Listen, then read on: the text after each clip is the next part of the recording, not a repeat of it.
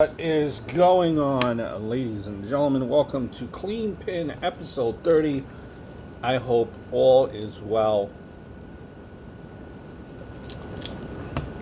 Beg your pardon, episode 31 of Clean Pin. And what we do here, and thank you for joining me, is we talk about wrestling news, rumors, AEW, MLW, Impact Wrestling. Everything that comes under the scope of news and rumors in the wrestling world. Do got a new mic, actually. I want to start live streaming and doing all that good stuff. Got to set up the microphone and all that. It's been really busy with work last couple of months, even with like this pandemic and everything else that was going on. I've still been working from home. Work has been busy, which pays the bills, which is always good. But onwards to episode 31. Just a couple of things here. Now, we do this weekly. It's Monday, actually, today, June 22nd.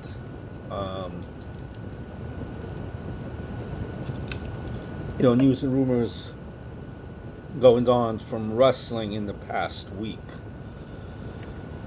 And this is obviously in no particular order. It doesn't cover everything. It covers some of the news and rumors. On SmackDown, on Friday Night SmackDown, you had the debut of Matt Riddle on WWE SmackDown.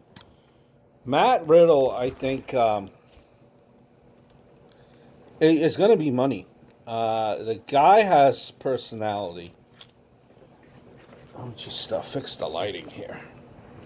The guy has personality, which you could see charisma from a mile away. You could sense that charisma. You could see that charisma. It's a mile away. I like the fact how it was set up, his debut, how it was set up on SmackDown. Now, obviously, the debut would have been 10 times more impactful if he was,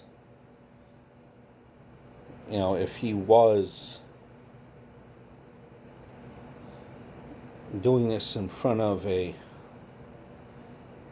live TV audience, which unfortunately, with the pandemic, you're not able to do.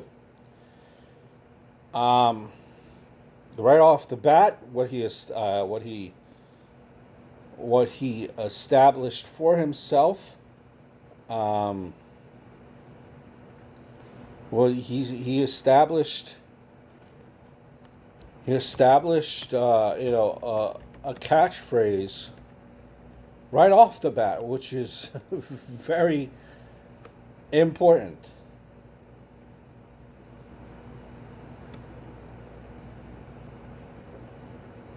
Very important. Wrestlers forever try to come up with a catchphrase and some can't.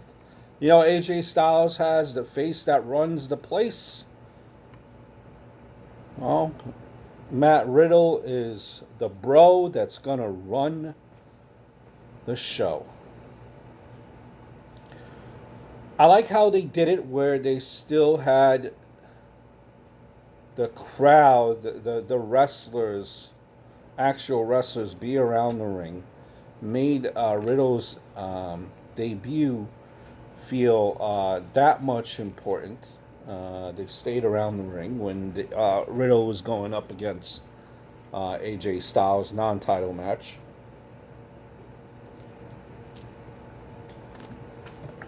I do also like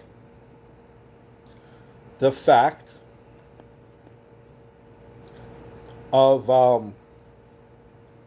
after Riddle won, how the wrestlers put in storyline, put their agenda aside, because all the wrestlers, every single one of those wrestlers guaranteed won a shot at AJ Styles. They all came in the ring and they all celebrated. They still celebrated with Matt Riddle. So that made it feel important as well. It made his debut feel important. And it also made the Intercontinental Championship feel important. So Matt Riddle's debut, right off the bat, I think already established a couple of things. Gave him a catchphrase for when he's on SmackDown. The bro that runs the show. Made his debut feel important. The wrestlers stayed around the ring. The wrestlers, didn't attack, didn't disrupt the match with their own agendas that they had. So that's two. It made Riddle's debut feel important. Riddle got the clean win. And three, it also made the Intercontinental belt feel important. Let's start it off new. Let's start it off fresh. In the era of Bruce Pritchard, where you have now, you had all the wrestlers around the ring. So it established three things. That was a nicely done segment, beautifully executed. And I would have no problem with the way that debut came off. I think it came out perfectly. So we'll see, where Matt Riddle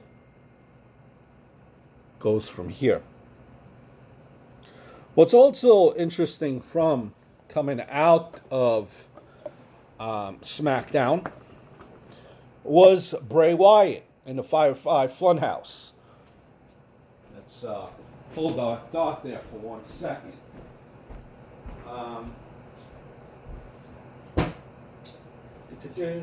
And again, you can check me out at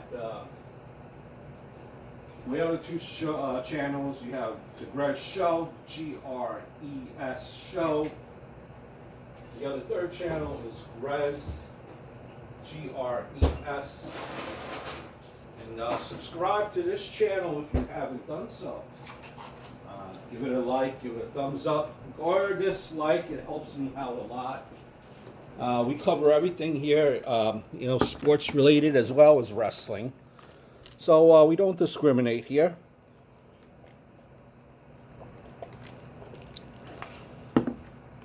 So anyway, on to what I was saying. Got a refreshment. Pretty damn good. On to what we were saying. We were saying Bray Wyatt. Firefly Funhouse. It's nice to see him on SmackDown. We haven't seen him in a couple of weeks since Extreme Rules. Birth of his child as well. Congratulations on that end.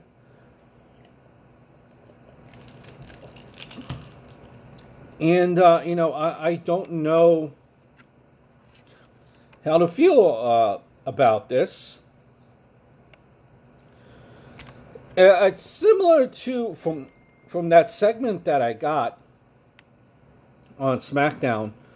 It feels similar now. How Foley had the three faces of Foley. Remember when we had that? Yeah, Cactus Jack, Mankind,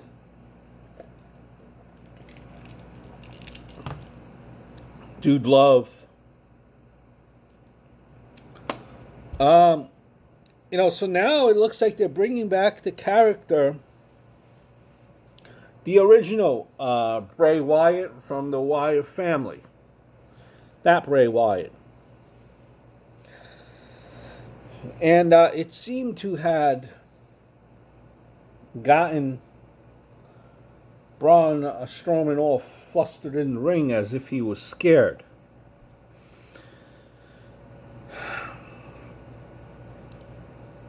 Storyline wise, the way that this has been progressing, you know, when they first had their match, it seemed as if Bray Wyatt, it seemed as if Braun Strowman was not scared of Bray Wyatt.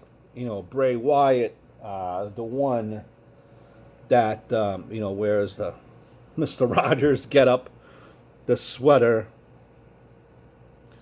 the khaki pants. That Bray Wyatt. Braun Strowman is not scared of him. We haven't seen The Fiend yet, though. Remember that. So now Bray Wyatt comes back and, you know, it introduces the original Bray Wyatt. Wyatt family Bray Wyatt. And it looks like he's coming for Braun Strowman because he has, I guess, the kryptonite for Braun Strowman. And again, Braun Strowman did look a little bit concerned in the ring. The three faces of Bray Wyatt. I don't know, folks. I don't know. Let's try to get more lighting here. It seems like, you know, we were just introduced to the Fiend, Bray Wyatt. And I'm pretty certain the Fiend, Bray Wyatt, has been defeated by, you guessed it, Goldberg.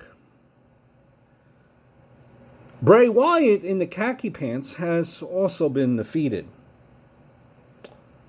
So, there's a mystique, this persona about being this indestructible force, being this phenom, the next Undertaker, so to speak, type persona.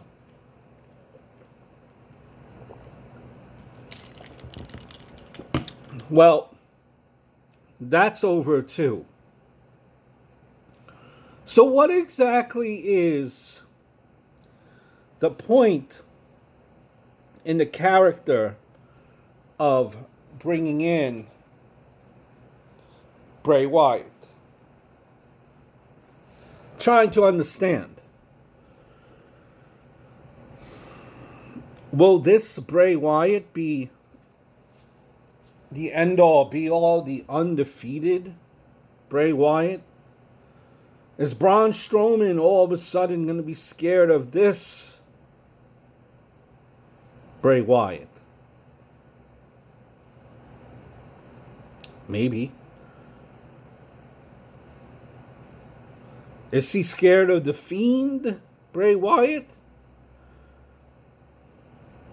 Why should he be scared of the Fiend? Really, why? Why is Braun Strowman scared of the Fiend? The Fiend has been defeated before. Heck, if you even want to use your memory and go back in time, you would even know that Bray Wyatt from the Wyatt family, well, he has been defeated numerous of times as well. And so I ask you now, what exactly is the point of introducing a character that you kind of wrote off or kind of put in the background for a new repackage of The Fiend? Have we even fully developed the character of The Fiend before we even go back to the old character of Bray Wyatt from the Wyatt family? Why aren't we focusing on building up The Fiend. It seemed for so long, through the Firefly Funhouse, that is exactly what we were trying to do here. Build up this character of the Fiend. And after all that hard work of building up the character of the Fiend, it was all so quickly demolished, erased from our memories.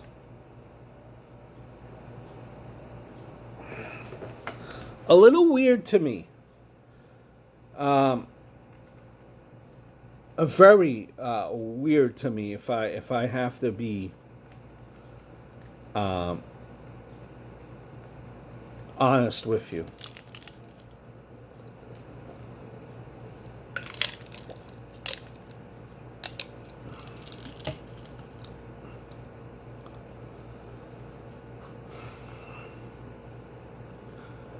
As the old saying goes, I guess we'll see where the road takes us.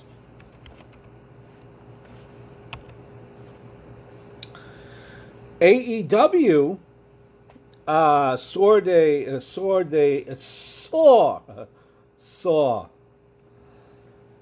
saw the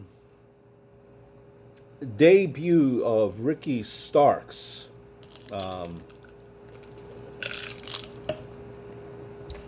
Former NWA Ricky Starks, who, if you remember that